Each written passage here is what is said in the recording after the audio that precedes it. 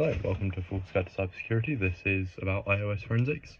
This is based on iOS Forensic Investigative Methods, written by Jonathan Zdziarski. Apologies, I do not know how to pronounce his name. It will be in the description. This was written in 2012, so this is purely educational, as most of this is now purely just a foundational point and likely not applicable to modern iPhones, but still quite interesting. You think you're safe because you delete your text? Not even close is sort of the tagline for this. Your iPhone is a Unix-based system. Deleting files just removes its reference. The data will still be sitting there in flash memory, sometimes for up to weeks, until it is overwritten. Entering iPhone forensics can be done via a method of forensics experts can put your phone within DFU mode, which is a special state that bypasses the iOS completely.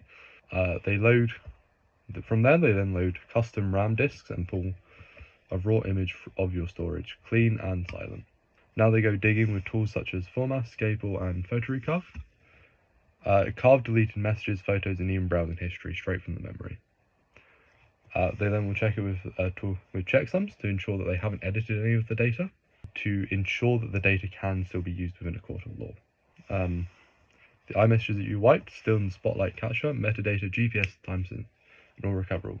Within this text, he also talks about how you can prevent people from how you can prevent criminals from resetting the phone. He talks about putting it into a Faraday cage until you can get your image that you can then extract data from. He also talks about once you have that initial image, create copies of it and that you continue to work on to ensure that you have clean data that is 100% accurate and correct and cannot be argued as admissible in court.